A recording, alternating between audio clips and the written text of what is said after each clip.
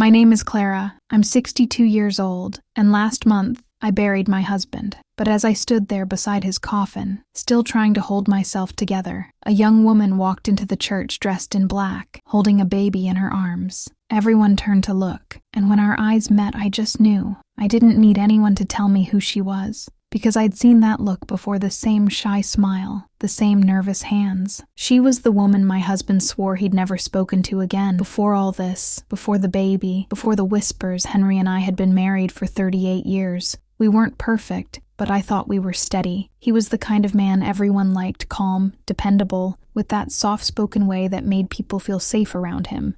I met Henry when I was 19, working as a cashier at a grocery store. He used to come in every Friday, always buying the same thing: bread, butter, and a small bar of chocolate. He said it was for his mother, but later I found out he didn't have one, at least, not one who was still alive. That's how Henry was always gentle with the truth, even when he didn't need to be. We married young, built a home, raised 2 children, Daniel and Ruth. Our life wasn't fancy, but it was ours. We fought, made up, paid bills late sometimes, laughed around the dinner table. Ordinary happiness.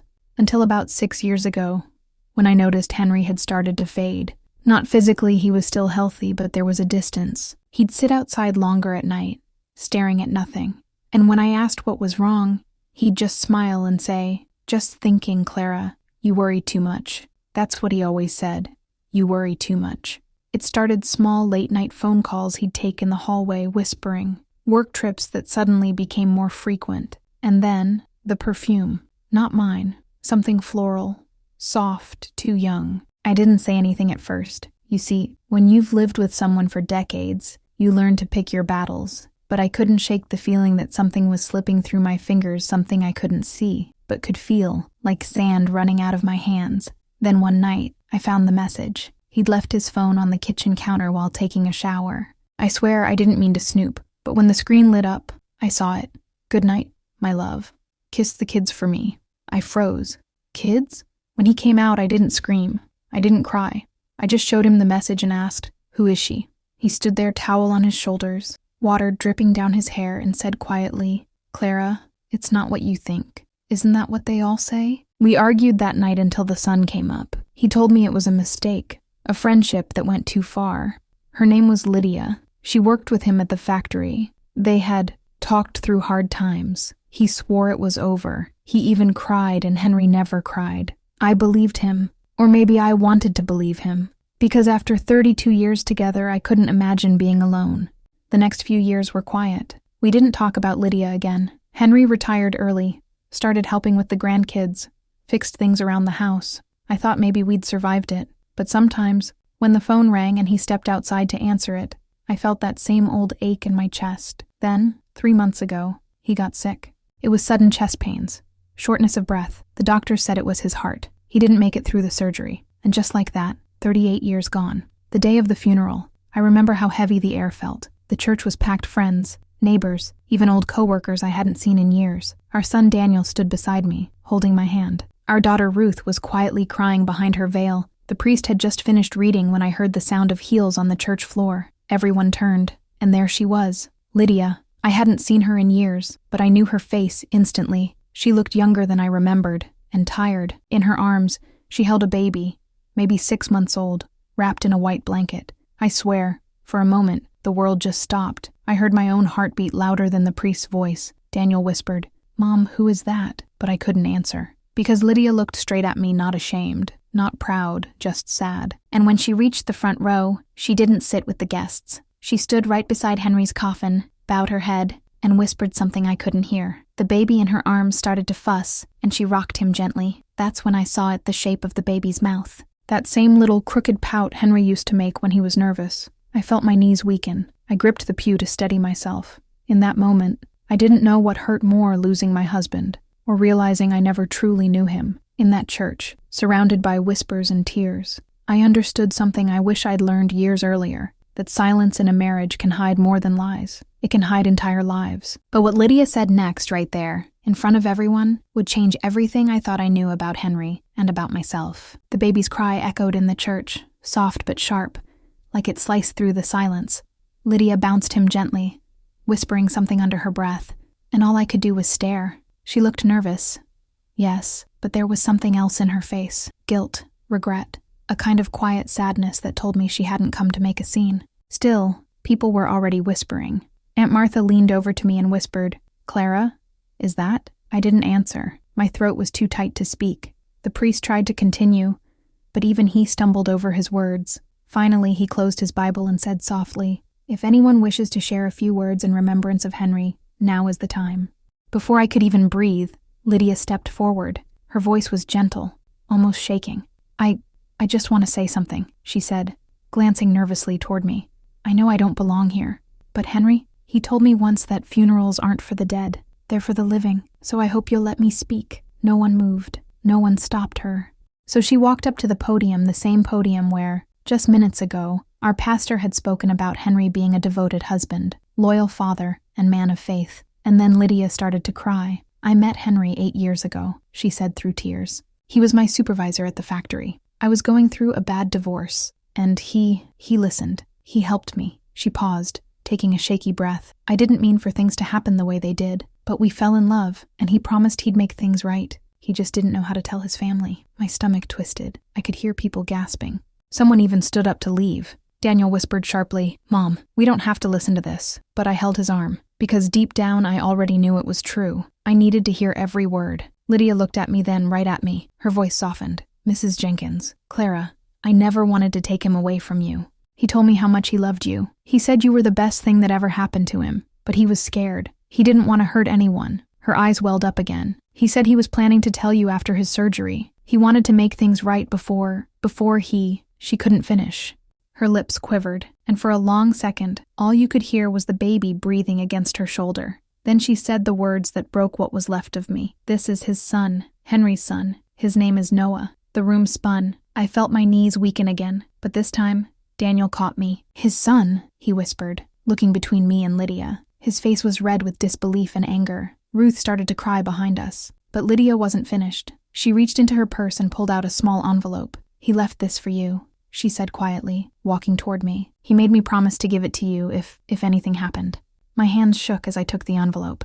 It was Henry's handwriting. Neat, steady, familiar. I didn't open it. Then I couldn't, not in front of everyone. The funeral ended soon after, but people didn't talk about the eulogy or the flowers. They talked about her, about the baby, about us. When everyone had gone, and the church was empty, I sat alone in the front pew. Lydia was standing by the door, holding the baby, waiting. I finally looked up at her and said, "You should tell me everything." She nodded, tears rolling down her cheeks. We sat in the back pew, just the two of us and that child. She told me everything. How Henry had helped her pay her rent when her ex-husband left. How they'd kept their relationship quiet for years. How she'd begged him to tell me the truth, but he said he couldn't bear to lose his family. And how, when the baby was born, he came to the hospital at night, holding him with tears in his eyes, whispering, "I wish you could meet your brother and sister one day." That was the moment I broke, not from anger, from sorrow, because the man I thought I knew had been living 2 lives, one with me, one in secret. And yet, both seemed real, both filled with love, care, and fear. After Lydia left, I sat in the empty church and finally opened the envelope. Inside was a letter, 1 page. I could barely read through the tears. "My dear Clara, if you're reading this, it means I wasn't brave enough to tell you myself. I made mistakes not out of cruelty, but out of weakness. Lydia and the baby, they are part of a truth I should have shared long ago. You deserved honesty. I gave you love, but not the truth, and that's my greatest sin. Please don't let anger destroy what's left of us. Tell Daniel and Ruth I love them. Tell them the boy is their brother, and if you can, forgive me. Henry." I held that letter for a long time. It felt heavier than paper. It felt like years of silence, guilt, and love all mixed together. When I looked up again, Lydia was still standing at the door, rocking the baby. I walked toward her, and for a moment, neither of us spoke. Then, without really knowing why, I touched the baby's tiny hand. He opened his eyes, bright, brown, and gentle, just like Henry's. And I whispered, "He looks like him." Lydia nodded. "He does. I don't know why. But in that moment, I didn't feel hatred anymore, just exhaustion, and a strange kind of peace. Because life isn't as simple as right or wrong, faithful or unfaithful." And I whispered, "He looks like him." Lydia nodded. "He does. I don't know why, but in that moment, I didn't feel hatred anymore, just exhaustion, and a strange kind of peace, because life isn't as simple as right or wrong, faithful or unfaithful. Tears came again, softer this time. I realized then that forgiveness doesn't always come with understanding. Sometimes it comes because the heart needs peace more than it needs answers. You spend your whole life thinking you know someone, their habits, their secrets, their soul. But truth has a way of waiting. It sits quietly, patient, until the day it demands to be seen. And when it does, all that's left is the choice of what kind of person you want to be when it happens. I chose to forgive, not because Henry deserved it, but because I did. That night, after the funeral, I barely slept. The letter lay on my nightstand unfolded, smudged with tears. Every time I closed my eyes, I saw Henry's handwriting. Those last words, "If you can, forgive me." But forgiveness is not a door you walk through once. It's a door you open again and again, even when your hands are shaking. The next morning, Daniel and Ruth came over. They looked angry not at the world, but at me. Daniel slammed his coffee cup on the table. "You talked to her? After everything she said?" Ruth was quieter, but her voice trembled. "Mom, that woman ruined our family. Why would you even let her near you?" I sighed. My heart was still heavy, but I spoke softly. "Because Ruth, running from the truth, won't make it disappear." Daniel shook his head. "No, Mom. She took advantage of Dad. She probably made the whole thing up. That baby, I cut him off." Don't finish that sentence." He went silent. I took the letter from the table and slid it toward him. He admitted it. Every word Lydia said, it's true. He read it, his jaw tightening, his eyes darting back and forth. Ruth covered her mouth and started crying. We sat there in silence for a long time. You could hear the clock ticking, the kettle whistling small sounds that felt too loud in a house full of heartbreak. Finally, Ruth whispered, "So what do we do now?" I didn't have an answer then. All I knew was that I couldn't hate that child for the sins of his father. But saying that out loud felt like betrayal, not of Henry, but of my own children. 2 days later, Lydia came to the house. She stood at the gate, nervous, holding the baby. I almost didn't open the door, but I did. "I know I shouldn't be here," she said softly. "I just wanted to give you this." But saying that out loud felt like betrayal, not of Henry, but of my own children. 2 days later, Lydia came to the house. She stood at the gate, nervous, holding the baby. I almost didn't open the door, but I did. "I know I shouldn't be here," she said softly. "I just wanted to give you this." She handed me a small box. Inside was Henry's wristwatch, the one he wore every day for decades. "He left it at my place before his surgery," Lydia said. "I think he wanted it to go back to you." I held that watch like it was a piece of him I could still touch. The metal was warm from her hands. "Thank you," I whispered. Lydia hesitated. "I don't want anything from you, Mrs. Jenkins. I just want my son to know who his father was. Not the secret, the man." I looked at her for a long time. Her face was tired, pale from lack of sleep. And suddenly, I didn't see the other woman. I saw a young mother, terrified, trying to do what's right for her child. I nodded slowly. "You can come in." She stepped inside, unsure, like she was walking into a house built of memories that didn't belong to her. Daniel came out of the kitchen and froze when he saw her. His face turned red. "Mom, why is she here?" "Because she has something to say," I said calmly. Lydia clutched the baby closer and said softly, "I know you hate me. You have every reason to. But I didn't take your father away from you. He loved you both so much. He talked about you every time we met." Daniel's voice cracked. "You expect me to believe that?" "No," Lydia said quietly. "I don't expect anything. I just want peace." The baby started crying then loud, desperate, and without thinking I reached out my arms. Lydia hesitated, then handed him to me. He was warm, heavy, alive. He looked up at me with those same brown eyes, blinking slowly like he recognized me, and in that moment, something inside me softened. This child hadn't asked for any of this. He was innocent just like my Daniel and Ruth once were. After Lydia left, Daniel sat in silence. He stared at the floor for a long time, then said, "I can't forgive him. Not yet." I placed my hand over his.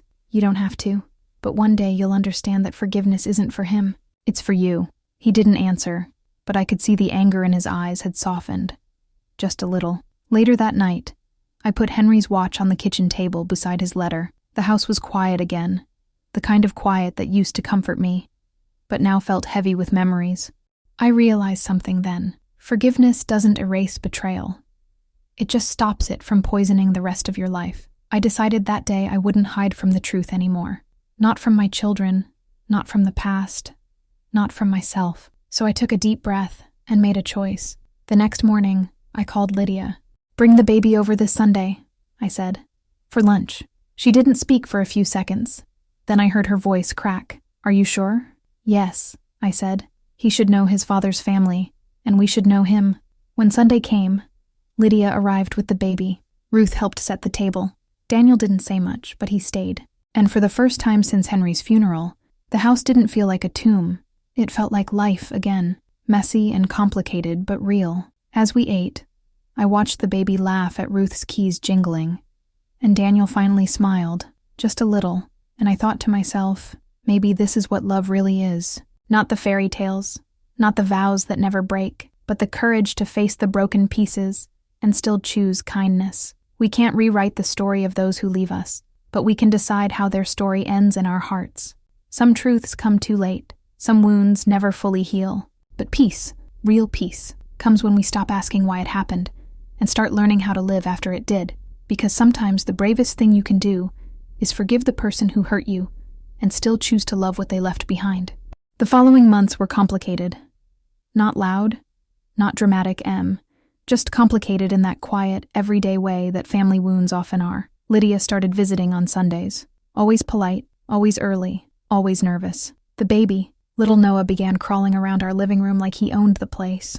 His laugh had this bright, bubbling sound that filled the house again. For the first time since Henry's death, the silence didn't ache so much. But not everyone saw it that way. In our small town, people talk. They always have. The first time Lydia came to church with me, I could feel the stares before I even saw them. 2 women behind us whispered, not even trying to hide it, "That's her, the other one." And she brought the baby too. Lydia's hands trembled in her lap. I leaned over and whispered, "Hold your head high, dear. They can only talk if you let them." But even I could feel the sting. Because while forgiveness lives quietly in the heart, the world doesn't always let it stay quiet. After service, our pastor came up and smiled kindly.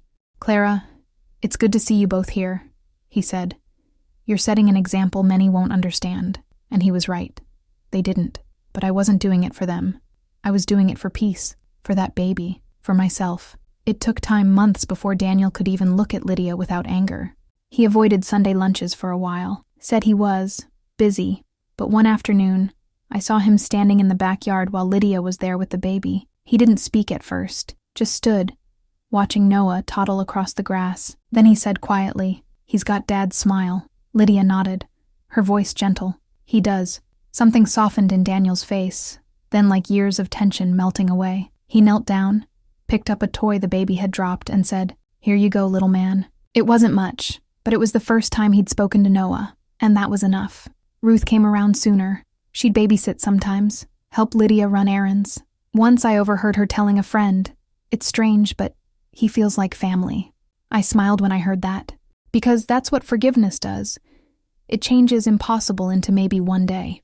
One night, after everyone had gone home, I sat in my kitchen alone.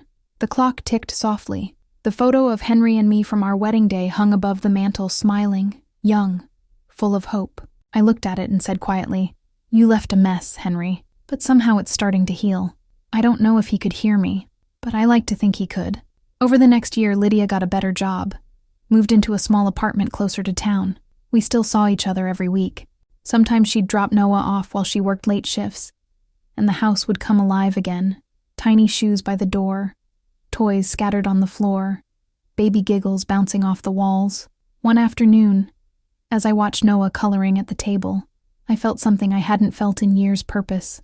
Not as Henry's wife, not as a betrayed woman, just as Clara, someone still capable of love. When he'd crawl into my lap and say, "Nana, tell story," I'd laugh softly. "All right, sweetheart, but just one." And as I told him stories, I realized I wasn't teaching him.